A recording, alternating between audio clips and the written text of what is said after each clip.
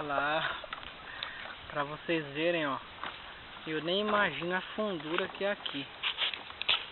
Porque estou muito longe da margem, ó. Estou longe.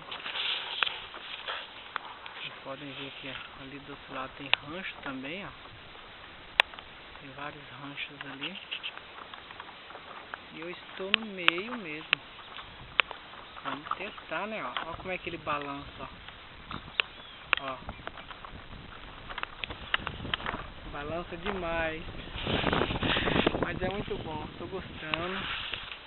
Tá ótimo, ó. O experimento hoje, né? Pescaria, ó. Tá ventando, não tem nem como pegar peixe. Vou navegar mais um pouquinho, depois eu vou embora. Até mais tarde.